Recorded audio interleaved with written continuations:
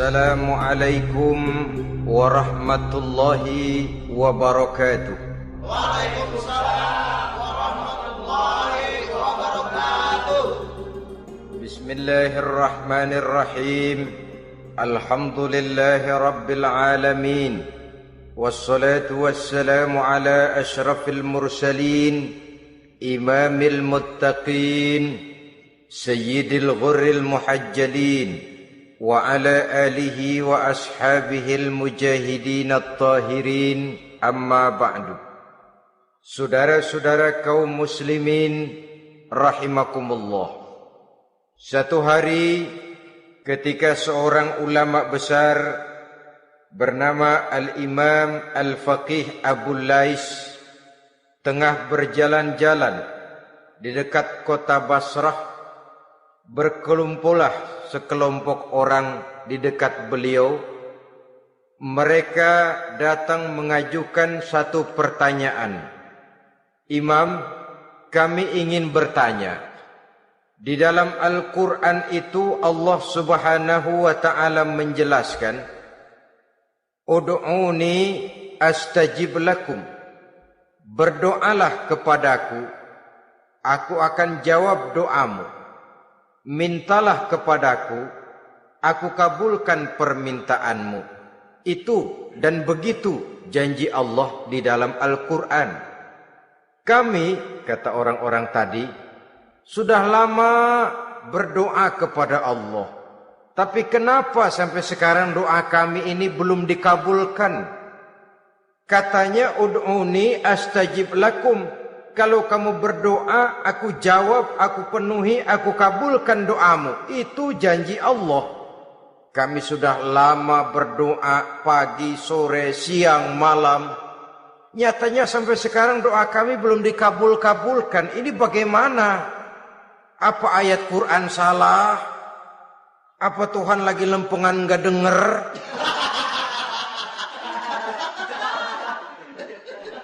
Apa doa kami yang terbalik? Kelihatannya sepele saja ini. Doa tidak didengar oleh Allah. Permohonan tidak dijawab, tidak dikabulkan oleh Allah. Tapi sebenarnya kalau kita mau merenung, kemalangan apa yang paling besar dalam kehidupan ini? Selain daripada kalau permohonan dan doa kita sudah tidak dihiraukan oleh Allah. Artinya hidup sudah tidak diopeni oleh Allah. Jangankan Allah, saudara-saudara, kita nggak diopeni sama mertua saja bingung. Ini mertua diem aja, kalau saya salah apa salahnya, kalau ada yang dikepengenin apa kepengenannya, boyak ngomong kenapa diem begitu. Ini tidak diopeni oleh Allah. Kemalangan apa yang lebih malang selain daripada kalau doa tidak didengar oleh Allah? Itu sudah kemalangan yang paling malang, lebih malang dari kota Malang saya kira.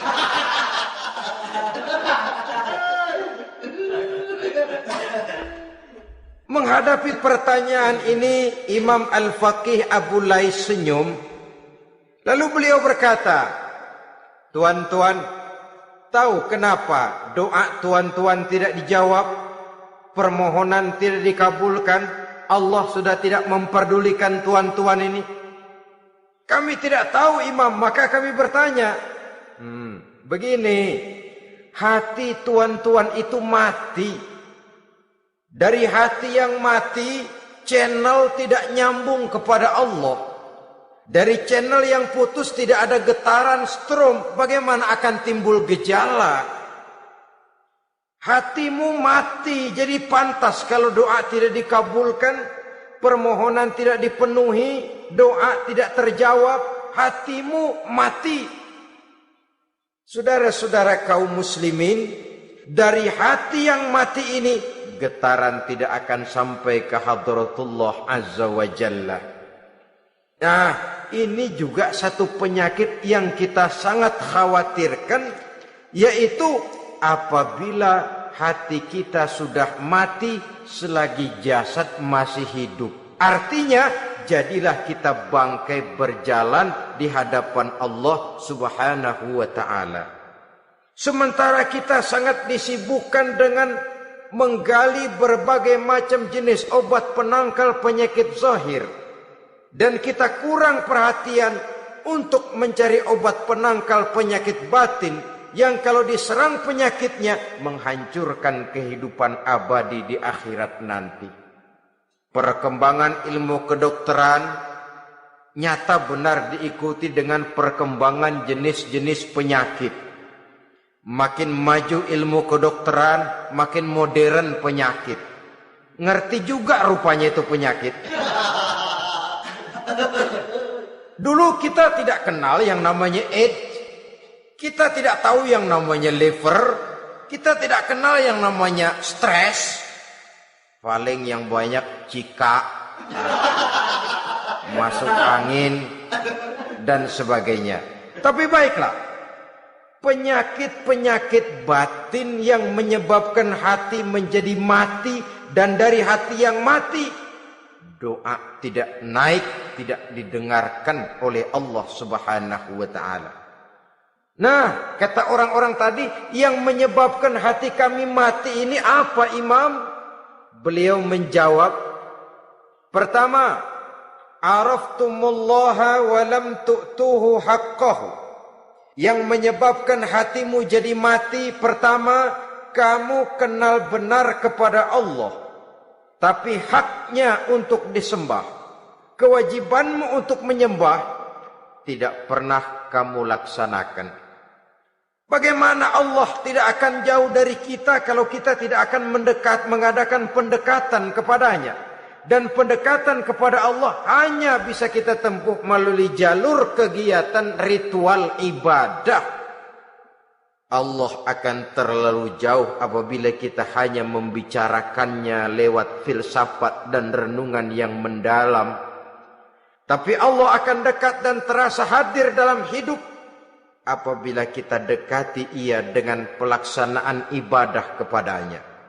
Kamu kenal Allah, tapi hakmu untuk menyembah, kewajibanmu untuk menyembah, haknya untuk disembah, tidak pernah kamu laksanakan. Kalau soal Allah, kita kenal bukan main. Bahkan tidak hanya kita mengajarkan kenal juga kepada anak-anak kita. Kalau ditanya siapa pencipta matahari, bulan dan bintang, Allah. Siapa pencipta lautan, gunung, hutan belantara dan sungai-sungai? Allah. Siapa pencipta bumi, matahari dan sebagainya? Allah. Sembahyang apa enggak? Bagaimana nanti?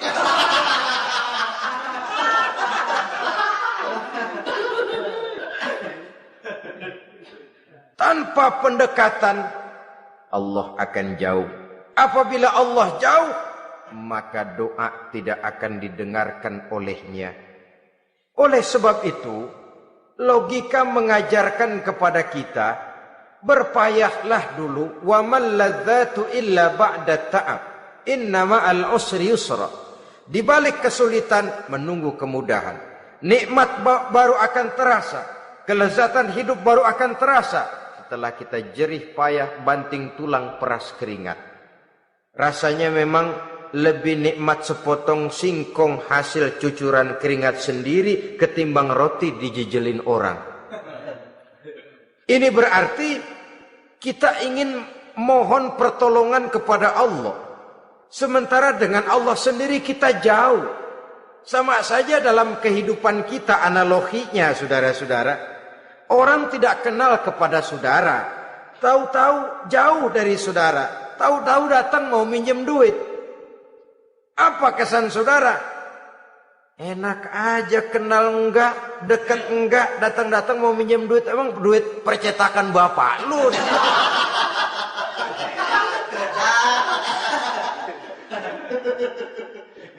Sedangkan yang kita kenal, sedangkan yang kita bertemu tiap hari, sedangkan yang sering datang ke tempat kita, kalau satu saat dia pinjam duit, toh kita kadang-kadang masih mikir. Apalagi datang nggak pernah, berkunjung nggak pernah, ngobrol nggak pernah. Apalagi Kenal juga nggak pernah. Datang-datang mau minta. Macam apa? Datang nemuin Tuhan setahun 2 kali. Idul Fitri, doang Idul Adha. Doa cerewet banget. Apa ini? Apa aja diminta. Saudara hadirin, bagaimana doa akan kabul, permohonan akan dijawab? Jikalau kita jauh dari Allah, kita kenal Allah, haknya untuk disembah, kewajibannya untuk menyembah, tidak pernah kita laksanakan. Itu yang menyebabkan hati kita lalu menjadi mati. Padahal mengenal Allah, setelah mengenalnya, mengadakan pendekatan kepadanya melalui ritual ibadah yang dicontohkan oleh Rasulullah Sallallahu Alaihi Wasallam. Ini hal pertama yang menyebabkan hati jadi mati. Kamu terlalu kenal Allah tapi tidak pernah menyembah kepadanya. Sama aja orang kerja kagak, habis bulan mau minta gaji. Karena kita jitak kepalanya. Macam apa? Kerja enggak, tahu-tahu datang mau minta gaji. Kerja dulu yang baik, habis bulan baru enggak diminta pun memang sudah ada jatahnya. Ibadah dulu kita kepada Allah. Soal Allah memberikan karunia kepada kita, itu hak Allah. Apabila kita dekat dengannya, ibadah yang kita laksanakan benar, karunia itu akan datang kepada kita. Saudara-saudara, yang kedua yang menyebabkan hati jadi mati, qara'tumul Qur'an walam ta'malu bih. Kamu baca Al-Qur'an tapi ajarannya tidak pernah kamu amalkan. Kamu baca Quran tapi isinya kamu injak-injak. Sehingga ada peringatan dari Rasul Sallallahu Alaihi Wasallam. Beliau bersabda, "Iza azzamat ummatid dunya wa fi riwayatin dinaron wa dirhaman nuzi'at minha haibatul Islam. Wa iza turikatil amru bil ma'rufi wan nahyu 'anil munkari hurimat 'alaihim barakatul wahyi. Wa iza tasabat ummati saqatat min 'ainillah." 3 peringatan keras tapi yang merupakan gejala penyakit kita umat Islam diperingatkan oleh Nabi kita. Pertama, iza azzamat ummatid dunya. Apabila umatku telah terlalu mengagung-agungkan dunia, apabila umatku telah jatuh menjadi umat yang materialistis, segalanya diukur dari sudut keduniaan saja, nuzi'at minha haibatul Islam, maka akan dicabutlah dari mereka kehebatan agama Islam. Hilang kehebatan Islam apabila kita jatuh menjadi umat pengagung dunia, penyembah materi. Nilai kita, keberadaan kita tidak dihargai orang lain. Orang memandang kita remeh saja. Orang Islam gak ada apa-apanya, bayar aja. Bisa dibeli, bisa diatur, bisa dikerjain, garap saja. Nuzi'at minha haibatul Islam, hilang dari mereka kehebatan Islam ini. Kenapa? Mereka telah mengagungkan dunia dan menjadikannya sebagai tujuan. Padahal dunia cuma alat, materi cuma alat, harta cuma alat. Yang kedua, wa iza turikatil amru bil ma'rufi wan nahyu 'anil munkari hurimat 'alaihim barakatul wahyi. Apabila telah ditinggalkan amar ma'ruf dan nahyi munkar, maka hilanglah keberkahan wahyu. Ini yang ada hubungannya dengan masalah kita. Kita baca Quran, kita tidak amalkan isinya. Bagaimana hati tidak jadi mati? Amar ma'ruf dan nahi munkar ditinggalkan orang, hilang keberkahan wahyu. Pada saat itu boleh jadi Quran ada, tapi cuma tinggal tulisan saja. Islam ada, cuma tinggal sekedar nama saja. Diseminarkan, disimposiumkan, dimuktamarkan, tapi tidak dijabarkan dalam kehidupan sehari-hari. Apabila amar ma'ruf dan nahi munkar telah ditinggalkan orang, hilang keberkahan Quran. Akibatnya apa? Apabila amar ma'ruf tidak lagi digalakkan orang, nahi munkar tidak dilaksanakan orang, lalu orang menilai sesuatu menurut seleranya sendiri. Mana yang ma'ruf, mana yang munkar, tidak ada lagi patokan utama. Kalau baik kata otaknya, dia kerjakan. Tidak baik menurut otaknya, dia tinggalkan. Agamanya adalah otak, berhalanya adalah akal. Akhirnya umat kehilangan pedoman. Tidak lagi jelas mana batas yang ma'ruf, mana batas yang munkar. Dalam kondisi sedemikian, akhirnya akan terjadi penjungkiran nilai. Paling celaka nantinya, yang ma'ruf malah dianggap munkar, yang munkar malah menjadi ma'ruf. Peringatan ketiga dari Nabi, wa iza tasabat ummati saqatat min ainillah. Apabila umatku sudah saling berbantahan, apabila umatku sudah saling caci memaki, saqatat min ainillah, jatuhlah mereka dalam pandangan Allah Subhanahu wa taala. Hilang wibawa umat yang sudah saling mencaci maki, saling menjatuhkan, saling gasak, gesek, gosok.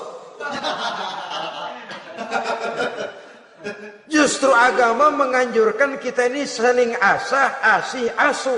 Kadang yang kita praktekkan, kita ini saling gasak. Yang kedua, saling gesek. Yang ketiga, saling gosok. Gasak, gesek, gosok. Kacau kita ini. Saling gasak, menjegal kawan seiring, menggunting dalam lipatan. Saling gosok, fitnah sana, fitnah sini. Saling gesek, sikut kiri, sikut kanan. Tidak peduli orang lain luka dan sebagainya. Yang penting dia bisa nangkring. Jatuh kita dalam pandangan Allah apabila umat sudah saling mencaci maki. Maka kita kembali kepada persoalan, hal kedua yang menyebabkan hati jadi mati, qara'tumul Qur'an walam ta'malu bih. Kita baca Al-Quran tapi ajarannya nyaris tidak kita amalkan di dalam kehidupan kita. Akibatnya hati lalu jadi mati. Itu yang kedua. Yang ketiga yang menyebabkan hati jadi mati dan doa tidak terjawab, idda'aitum annakum min ummati Muhammadin sallallahu alaihi wasallam wa lam ta'malu bi sunnatihi. Kamu mengaku, kamu memproklamirkan diri sebagai umatnya Nabi Muhammad, tapi sunnahnya tidak pernah kamu amalkan. Malahan perkembangan paling akhir bukan saja tidak mau mengamalkan sunnah, malah mengingkari sunnah. Inna lillahi wa inna ilaihi raji'un. Oh, Nabi Muhammad itu manusia biasa seperti kita. Sebagai manusia dia bisa salah. Dan ternyata hadis banyak yang palsu. Yang otentik cuma Quran. Selebihnya adalah sejarah. Tidak ada itu sunnah. Langsung saja kepada Quran. Oh, hadis itu bukan sumber hukum. Oh, tidak perlu mengamalkan sunnah. Saudara-saudara kaum muslimin, mengaku kita umat Nabi, tapi sunnahnya kita campakkan, tidak kita amalkan. Setelah tidak kita amalkan, kita campakkan. Setelah kita campakkan, kita ingkari pula. Inna lillahi wa inna ilaihi raji'un. Bagaimana hati tidak jadi mati? Kalau siang malam kita memproklamirkan diri sebagai umat Nabi Muhammad, sementara sunnahnya kita campakkan, kita abaikan, dan kita ingkari dia. Sunnah itu. Padahal jikalau sekarang kita mengenal Islam, jikalau kita sekarang ngerti halal haram, tahu hak batil, bisa memilah dan memilih antara yang ma'ruf dengan yang munkar, itu utamanya adalah karena jasa Nabi Muhammad sallallahu alaihi wasallam. Yang dari generasi ke generasi dilanjutkan oleh para sahabat, oleh tabi'in, oleh tabi'it tabi'in, terus oleh para ulama-ulama sampai kepada kita sekarang ini. Walaupun beliau hanya berfungsi sebagai penyampai, tapi kepribadiannya dijadikan model oleh Allah Subhanahu wa taala di dalam kita melaksanakan kehidupan beragama. Bahwa beliau manusia seperti kita, memang dalam arti unsur biologisnya ya manusia, punya darah, punya daging, punya hati, punya perasaan, bisa sedih, bisa gembira, tetapi beliau itu termasuk basyarun la kal basyar, manusia yang tidak seperti manusia pada umumnya, punya spesifik, dan itu wajar sebagai seorang rasul pilihan Allah, apalagi merupakan rasul pilihan dari sekian puluh pilihan. Bahwa jamrud itu batu memang, tapi nilainya kan berbeda dengan batu kolar. Satu truk batu kolar dengan barangkali segenggam batu jamrud, nilainya tentu jauh lebih mahal batu jamrud. Kalau soal batunya, sama batunya, tapi nilainya berbeda karena esensinya berbeda. Kita manusia, Nabi Muhammad juga manusia, sama manusianya memang, tapi kualitasnya, nilainya tentu jauh panggang daripada api. Itu sebabnya Allah menjadikan beliau sebagai model. Laqad kana lakum fi rasulillahi uswatun hasanah. Di dalam diri Rasul itu terdapat contoh teladan yang sangat baik bagi kita. Oleh karenanya, pada pertemuan kali ini, apabila kita konsekuen mengaku umat Nabi Muhammad, marilah konsekuen juga menegakkan sunnahnya. Yang keempat, yang menyebabkan hati jadi mati dan doa tidak terjawab, akaltum ni'mata rabbikum walam tashkurulah. Tiap hari kamu makan nikmat Tuhanmu, tapi kamu tidak pernah mau bersyukur kepadanya, kepada Allah Subhanahu wa ta'ala. Nikmat Tuhan kita doyan banget, tidak pernah sehari dan sesaat pun terlepas diri dan hidup ini dari nikmat-nikmat yang diberikan Allah. Sejak kita bangun tidur sampai tidur kembali, bahkan tidur itu sendiri, di pasar, di sawah, di kantor, dimanapun kita berada, gak pernah nikmat Allah berhenti. Hidup kita dalam alam diberikan segala fasilitas untuk menunjang kehidupan. Gak pernah Allah pasang pajak matahari, gak pernah Allah pasang pajak gas udara. Nikmat-nikmat yang banyak itu tiap hari kita kecap, tiap hari kita nikmati. Tapi kita tidak pandai bersyukur. Padahal Allah memberikan peringatan keras dalam hadis qudsinya. Man lam yashkur ala na'mai wa lam yasbir ala balai falyakhruj min tahti samai wal yatlub rabban siwaya. Siapa yang tidak mau bersyukur terhadap nikmat yang aku berikan kepadanya dan tidak mau bersabar terhadap ujian yang aku berikan kepadanya, silahkan keluar saja dari kolong langit ini dan cari Tuhan selain aku. Diusir oleh Allah. Kalau orang tidak mau bersyukur terhadap nikmat yang aku berikan dan tidak mau bersabar terhadap ujian yang aku timpakan, keluar dari kolong langitku, keluar, cari Tuhan selain aku. Diusir. Lah yang ngusir Allah. Anak sekarang bilang mau ke Menong.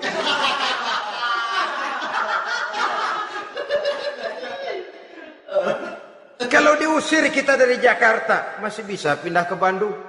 Diusir kita dari Bandung, bisa pindah ke Jogja, Solo. Diusir kita dari Indonesia, bisa pindah ke Singapura, Malaysia. Diusir dari kolong langit, mau cari langit mana lagi? Kalau kau tidak mau mensyukuri nikmatku, tidak sabar terhadap ujian yang aku berikan kepadamu, keluar saja, keluar dari kolong langitku ini, cari Tuhan selain aku. Kalau istilah kita mah Tuhan, jengkel banget udah itu. Nikmatku, yang nikmat yang aku berikan kau makan, tapi kepadaku engkau tidak pernah mau bersyukur. Saudara-saudara kaum muslimin rahimakumullah, wajar. Kita dulunya tidak ada, sekarang ada nikmat. Susunan biologis manusiawi kita demikian cantik, nikmat. Tinggal di bumi, fasilitas yang kita perlukan disediakan, tinggal kemampuan kita mengelolanya. Nikmat. Diberikan kita otak yang membedakan kita dengan binatang, nikmat. Diberikan kita agama, diutus para rasul untuk jadi model dalam kehidupan kita, nikmat. Kalau cara kita emang kurang apa sih? Apa yang kurang, hai manusia? Engkau tidak ada, aku adakan. Kalau aku perintahkan kau tinggal di bulan, mungkin kau tidak akan sanggup hidup. Begitu lahir juga kelepek-kelepek habis. Ya nggak ada HO2 toh di bulan. Mau ngisap apa? Aku tinggalkan kau, aku perintahkan tinggal di permukaan bumi. Alamnya indah, fasilitas serba menunjang. Nikmati semuanya, semuanya untuk kamu, semuanya. Satu pintaku, syukuri nikmat yang aku berikan kepadamu. Ya bukan cuma syukur dalam ucapan, syukur dalam perbuatan. Banyak nikmat yang diterima, makin banyak dia sujud, makin banyak dia ruku, makin banyak dia mengadakan pendekatan kepada Allah. Syukur dalam artian berupa tindakan dan perbuatan, mempergunakan nikmat sesuai dengan kehendak yang memberikan nikmat itu sendiri kepada kita. Saudara-saudara kaum muslimin rahimakumullah. Ini penyakit yang keempat. Kamu makan nikmat Tuhanmu, tapi kamu tidak pernah pandai bersyukur kepadanya. Mensyukuri nikmat yang diberikan tadi. Bagaimana hati tidak jadi mati? Kita sibuk mempersolek jasmani, mencari obat penangkal penyakit zahir. Maka yang ramai di zaman sekarang, saudara lihat, salon, fitness, senam, macam-macam jenis. Tidak ada salahnya dan tidak ada jeleknya. Tapi kalau itu sampai melupakan kita kepada memperindah batin, memperbaiki jiwa, artinya bukankah kita perlahan tapi mempersiapkan diri menjadi bangkai berjalan di hadapan Allah. Dengan operasi plastik, yang pesek jadi mancung, yang sipit jadi belok, kulit keriput jadi kencang, pipi terlalu cekung bisa diatur. Saudara-saudara, tapi kalau hati yang rusak, jiwa yang rusak, kemana lagi kita akan berobat kalau bukan kepada agama? Maka hati itu jadi mati apabila kita selalu memakan nikmat Allah dan tidak pandai mensyukuri nikmat itu. Dari hati yang mati tidak akan ada getarannya. Oleh sebab itu doa tidak terjawab. Selanjutnya, yang menyebabkan doa tak terjawab dari sebab matinya hati, qultum annal mauta haqqun wa lam tasta'iddu lahu. Kamu berkata, kamu yakin bahwa mati adalah sesuatu yang benar, tapi kamu tidak pernah punya persiapan untuk mati. Padahal menurut logika, orang yang akan bepergian jauh tentu dia harus mempunyai bekal yang cukup. Semakin jauh jarak perjalanan yang akan ditempuhnya, semakin banyak perbekalan yang harus dibawanya. Dahulu, seketika beberapa jamaah dari Yaman akan melaksanakan ibadah haji dengan nekat, mereka berprinsip, pokoknya kan berangkat haji jadi tamunya Allah, nanti Allah yang akan ngelayanin. Mereka nekat, modal badan doang berangkat. Diadukan kepada baginda Rasul, lalu turun peringatan dari Allah, wa tazawwadu fa inna khairaz zadi taqwa. Jangan begitu, bawa bekal. Sesungguhnya bekal yang paling baik adalah takwa. Bahwa berangkat dengan bekal takwa itu bekal yang paling utama. Tapi bekal-bekal yang lain pun jangan diabaikan. Kalau kita akan berangkat untuk tujuan yang baik, bekal yang paling utama memang takwa. Tapi tidak berarti harus mengabaikan bekal-bekal yang lain. Begitulah, semakin jauh perjalanan yang akan kita tempuh, semakin banyak bekal yang harus kita hadapi. Kalau saudara mau pergi ke Surabaya, tidak membawa bekal kemudian berani berangkat, rasanya sih saya pikir itu bukan berani, nekat namanya. Sama saja orang belum pernah sembahyang mati. Nekat tuh orang. Berani amat. Belum berbuat kebaikan barang sedikit pun sudah mati. Nekat namanya itu. Sama saja tadi, nggak bawa bekal apa-apa berangkat ke Surabaya. Sampai Surabaya belum tentu, sengsara udah jelas. Belum punya bekal yang baik sudah mati. Sampai ke surga belum tentu, tapi kebelangsak dan sengsara rasa-rasanya pasti itu. Oleh karena itu, kalau kita yakin mati sesuatu yang benar, sesuatu yang pasti datang menimpa, maka hendaklah kita mempersiapkan bekal. Kemudian idda'aitumun najata minan nar wa ramaitum fiha anfusakum.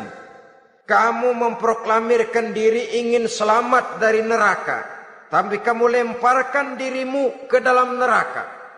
Bagaimanapun bajingannya bajingan, kalau ditanya ente mau masuk neraka enggak? Jawabannya pasti enggak.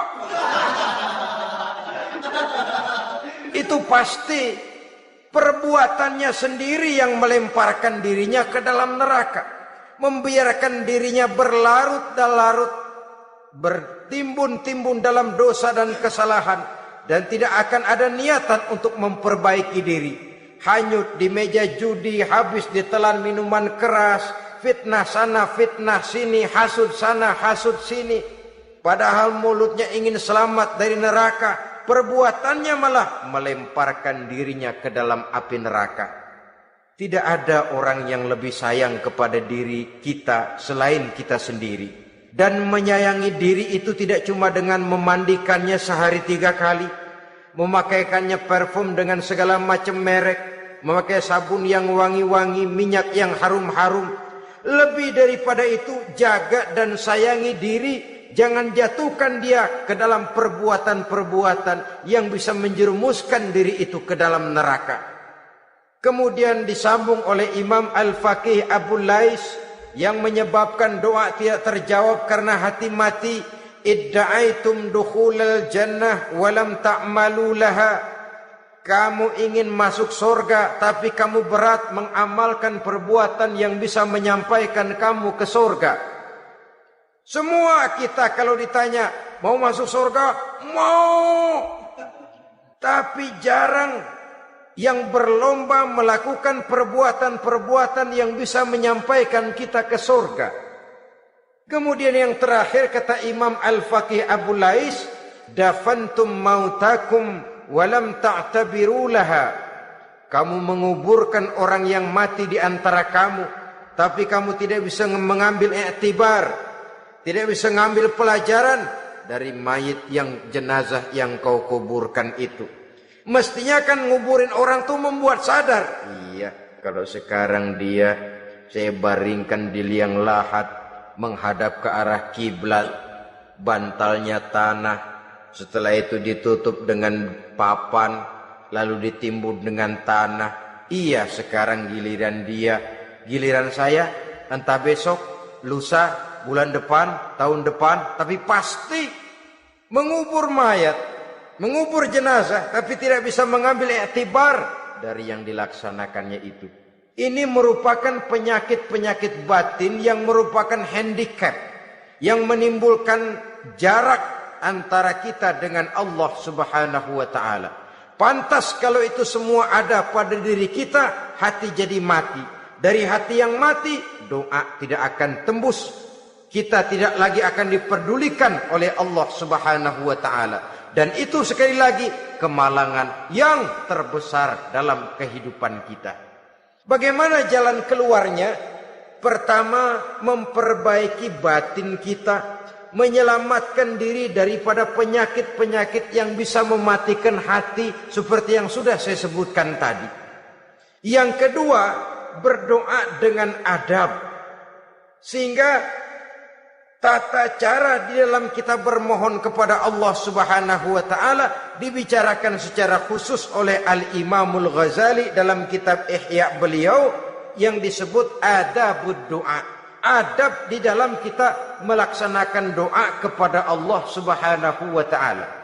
Setelah batin ini bersih dari penyakit-penyakit hati yang bisa menyebabkan hati jadi mati, berdoalah kita kepada Allah. Bagaimana adabnya? Kata Imamul Ghazali rahimahullah, yang pertama hendaklah ia di dalam berdoa itu memilih waktu yang mulia. Minal awqatis syarifah, kata beliau. Memilih waktu-waktu yang punya nilai mulia. Ramadan dalam 1 tahun, Jumat dalam tiap minggu, sepertiga malam yang akhir pada setiap hari. Waktu-waktu yang punya nilai mulia. Walaupun misalnya saudara berdoa pada hari Kamis, tidak ada halangannya Allah mau kabulkan. Ini tidak berarti bahwa kalau sudah berdoa hari Jumat lalu hari Kamis tidak mau berdoa, tidak. Lebih memilih mengintai waktu-waktu yang punya nilai mulia. Lailatul Qadar sekali dalam setahun. Waktu-waktu yang punya nilai mulia. Logikanya begini saudara-saudara. Kalau kita datang ke rumah seseorang, tujuan utama kita minjem duit, yang paling pertama kita perhitungkan tanggal berapa nih? Kan itu toh. Tanggal berapa? Kalau tanggal 20 atu minjem duit, orang lagi ngap-ngapan. Boro-boro dia bisa minjemin, dia sendiri mungkin lagi pusing. Kita lebih dulu kita amatin tanggal berapa nih? Yang enak sore apa siang? Jam 2. Jam 2 dia baru pulang dari kantor, tapi giliran tidur. Kalau dia tidur dibangunin datang mau minjem duit, kagak dimaki-maki sudah kebagusan deh. Kan kita lihat waktunya, timingnya kata orang sekarang. Tanggal berapa, sore apa malam, apalagi gulam apa terang bulan. Itu semua sudah kita atur sedemikian rupa, memilih waktu. Yang kedua kata Imamul Ghazali, memilih keadaan yang istimewa. Kalau tadi soal waktu, yang kedua soal keadaan. Ada situasi-situasi di mana doa itu diijabah oleh Allah Subhanahu wa taala. Di antaranya kata Imam Abi Hurairah, "Inda zahbis sufuf fi sabilillah." Pada waktu mengatur barisan perang membela agama, di situ doa kabul. Inda nuzulil ghais, ketika turun gerimis, di situ doa makbul. Inda iqamis shalah, ketika salat mau didirikan, riwayat lain bainal azan wal iqamah, antara azan dan qomat, di situ doa makbul. Itu memilih keadaan-keadaan. Kemudian yang ketiga kata beliau, berdoa menghadap kiblat. Ya, apa kalau doa madhab mudik Tuhan gak tahu? Tahu. Tuhan gak dengar? Dengar. Cuma lebih etis. Lebih etis kalau kita berdoa menghadap ke arah kiblat. Saudara-saudara kaum muslimin rahimakumullah. Yang keempat, hifdzus saut, menyederhanakan suara. Tidak terlalu keras, juga tidak terdengar orang lain, apalagi kalau doa kita diaminkan oleh orang lain. Tidak usah terlalu keras. Kenapa? Karena Allah yang kita meminta kepadanya bukan zat yang tuli, bukan zat yang buta, bukan zat yang tidak dengar, bahkan Dia Maha dengar. Juga tidak terlalu seperti orang berbisik-bisik, apalagi kalau doanya doa bersama-sama. Tapi kadang-kadang terdorong oleh husnuzon dari para makmum saja. Tidak peduli apa yang dibaca oleh imam, yang kedengaran cuma amin aja kerengan. Amin, amin, amin, amin, amin, amin.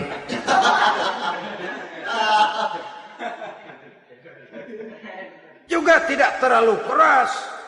Seperti orang berdoa, seperti orang pidato. Saudara-saudara kaum muslimin rahimakumullah.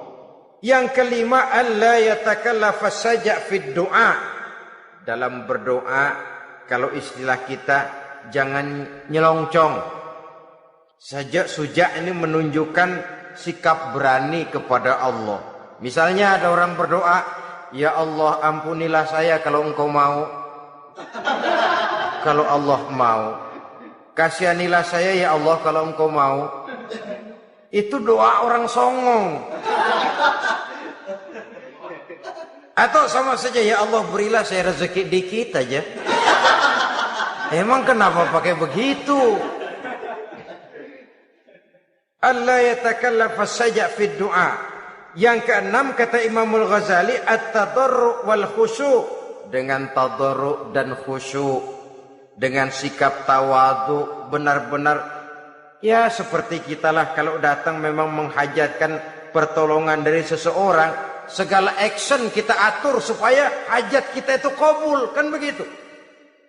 Kadang-kadang istilah orang kalau perlu ngesor mah ngesor dah, yang penting permintaan dikabulkan, gitu saja. Kita lihat sekarang ini, ramai orang bicara soal film-film Parno. Kelihatannya pendatang-pendatang baru pokoknya asal bisa main dah, bugil ya bugil dah.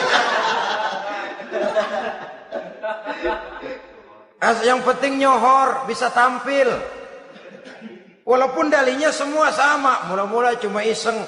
Adegan panas bagaimana? Kalau tuntutan skenario apa boleh buat? Apa boleh buat? Emang nggak bisa milih. Setelah film beredar baru saya juga jijik ngelihat, ya tadi kemana waktu bikin? Udah jadi baru jijik, bikinnya merem memang itu.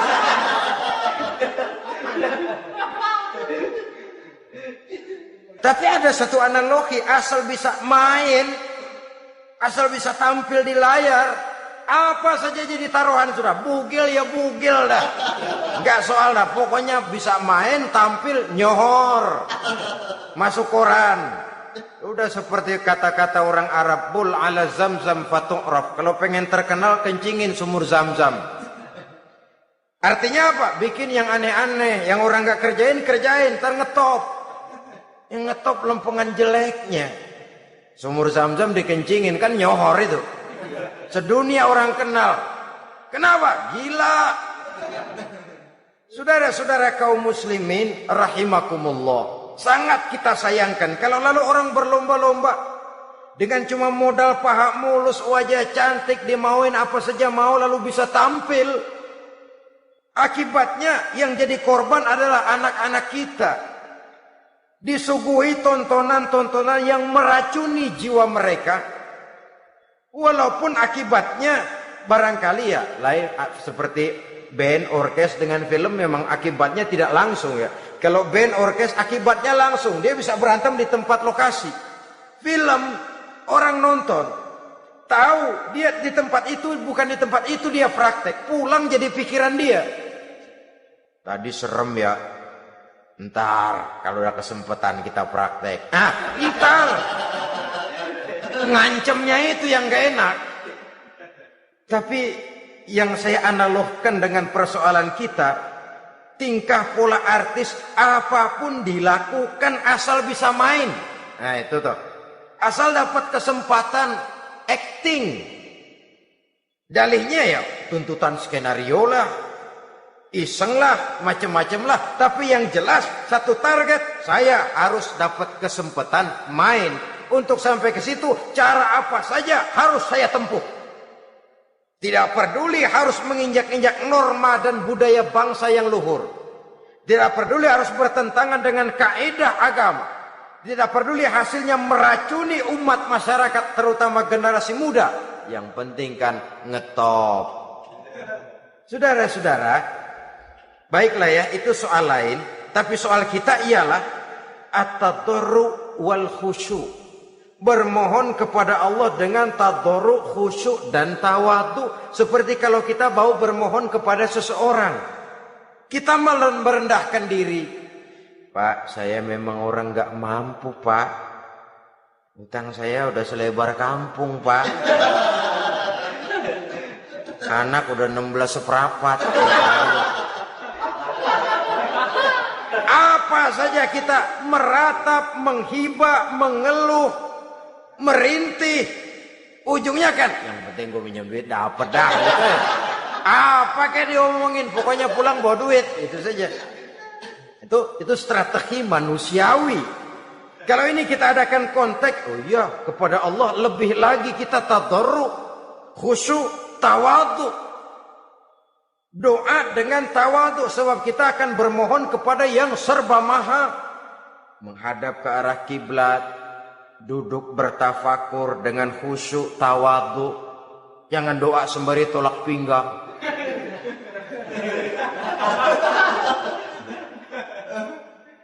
Yang ketujuh kata Imamul Ghazali, ayyujzimad du'a wa yuqina bil ijabah. Hendaknya dia menjazamkan doanya itu dan yakin bahwa doanya akan dikabulkan oleh Allah. Sebab kata Nabi, innallaha la yaqbalu du'aan min qalbin ghafilin lahin. Allah Subhanahu wa ta'ala tidak akan menerima doa dari hati yang lalai dan main-main. Doa ke orang ogah-ogahan.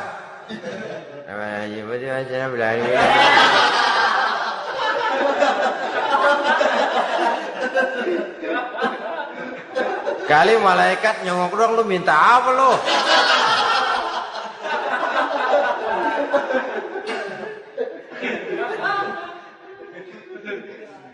Seperti tadi itu, kita datang mau minjem duit sama orang, ngomongnya ogah-ogahan.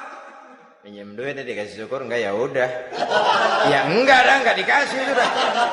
Kenapa? Mintanya begitu. Enggak serius dan enggak yakin bahwa doanya akan dikabulkan. Kalau kita sudah punya keyakinan, jangan-jangan doa saya enggak diterima Allah. Enggak. Ana, kata Allah, ana inda zanni abdi bi. Aku sih bagaimana menurut sangka hambaku kepadaku saja. Kalau sangkanya baik, aku baik. Kalau sangkanya doanya dikabulkan, aku kabulkan. So itu doa harus dengan pasti dan harus dengan yakin doa itu akan dikabulkan dan meluruskan harapan, membenarkan cita-cita, meluruskan maksud apabila doa itu dikabulkan oleh Allah Subhanahu wa taala. Saudara-saudara, oleh karenanya jangan doa setengah hati. Jangan berdoa sambil main-main. Apalagi menghadap kiblat dengan dua tangan terangkat sebagaimana dicontohkan oleh Rasulullah sallallahu alaihi wasallam. Bahwa berdoa tanpa mengangkat kedua tangan pun Allah tahu. Allah dengar. Tapi kelihatannya kurang serius. Seolah-olah terserah ada Tuhan, mau dikasih ya kasih, enggak ya udah. Seolah-olah kita tidak serius dalam berdoa. Kemudian yang berikutnya kata Imamul Ghazali, ayyaftataha du'a bi dzikrillah fala yabda'u bi su'al. Hendaknya dia mulai berdoa itu dengan menyebut nama Allah, berzikir kepada Allah, fala yabda'u bi su'al, jangan langsung memulai dengan permintaan. Ini tata krama etisnya. Sama juga orang kirim surat, salam sejahtera kami haturkan, padahal mah nggak ada itu juga nggak apa-apa. Itu kan maksud mukaddimah saja. Besar harapan kami semoga Bapak dan keluarga di sini pun berada dalam keadaan sehat walafiat. Selanjutnya kami telah dengar dari berbagai teman tentang kedermawanan Bapak, tentang bantuan Bapak di berbagai bidang yang menyangkut sosial pendidikan. Sehubungan dengan itu maka kami bermaksud mengajukan permohonan. Baru masuk itu mah 15 kalimat kesonoin, urusan lain. Intinya sehubungan dengan itu kami bermaksud memohon kepada Bapak. Kita mulai, salam sejahtera kami haturkan, bersama ini pula kami, macam-macam lah. Sama juga seperti tadi itu, kita datang mau minjem duit, datang karena kita tahu datang habis bulan, malam terang bulan, udaranya sejuk, ngobrol lah kita, dapet teh, apa kabar Pak? Baik. Aduh Bapak sih, untung dah Pak, kaya, pemurah lagi. Saya tahu Bapak banyak nyumbang di mana-mana. Di Angon aja tuh orang di Angon.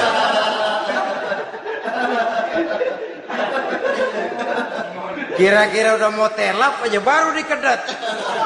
Ngomong-ngomong Pak, nah mulai nih kalau udah ngomong dah tuh mulai. Baru masuk. Jadi etisnya berdoa itu dimulai dengan zikrullah. Karena itu umumnya dimulai dengan Alhamdulillahi Rabbil Alamin. Kita puji dulu Allah. Alhamdulillahi Rabbil Alamin. Hamdan yuwafi ni'amahu wa yukafi'u mazidah. Kita puji dulu Allah. Seperti orang tadilah. Kita puji dulu kebaikannya. Walaupun pada akhirnya kita minjem duitnya. Ya, sebenarnya Allah nggak perlu dipuji toh. Dipuji atau tidak Allah tetap termulia. Ini etis manusia. Allah tidak berharap untuk dipuji oleh manusia. Allah tidak untung seluruh alam memujinya. Manusia mau muji atau tidak itu urusan manusia sendiri. Allah tidak minta untuk dipuji. Allah juga tidak gila kepada pujian. Kalau kita memulai doa dengan pujian, etis kita kepada Allah Subhanahu wa taala di dalam kita bermohon kepadanya. Saudara-saudara kaum muslimin rahimakumullah. Kemudian menyesuaikan doa dengan kondisi. Ini termasuk syarat batin ya, taubat, waraddul mazalim kata Imam Ghazali, menolak segala macam kezoliman. Artinya kalau berdoa itu tahu diri. Kalau gaji kita sebulan 700 atau 800 900 ribu, berdoa minta rezeki 1 juta, itu tahu diri namanya. Kan cuman kurang 100 ribu. Ya, kalau kerja kagak minta gajian 1 juta. Pengen doa dikabulkan, rasanya secara etis nggak tahu diri orang berdoa seperti itu. Orang datang mau minta duit, mau pinjam duit kepada kita, kan kita lihat kira-kira mampu ngembaliin nggak nih orang. Kita lihat, kita evaluasi kemungkinannya. Lalu si yang minjem tentu tahu diri. Kalau memang kekuatannya ngembaliin tidak seperti kekuatannya mulangin, hendaknya dia timbang rasa. Begitu juga kepada kita etisnya kepada Allah Subhanahu wa taala. Tahu diri, menyesuaikan doa dengan keadaan. Kalau tidak ada gap terlalu jauh panggang daripada api, nanti nasibnya bagai si pungguk merindukan bulan. Apabila adab-adab di dalam berdoa ini kita perhatikan, sejak dia dari adab yang zahir sampai kepada adab yang batin, kemudian penyakit-penyakit yang membuat hati itu jadi mati, maka insya Allah doa kita dijabah oleh Allah Subhanahu wa taala.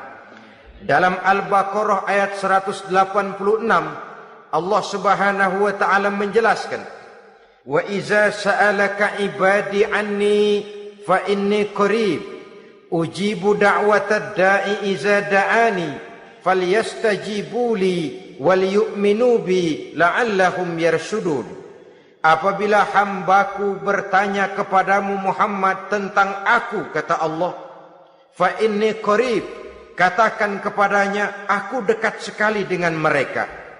Ujibu da'watad da'i iza da'ani, aku akan jawab, aku kabulkan permohonan orang-orang yang berdoa kepadaku.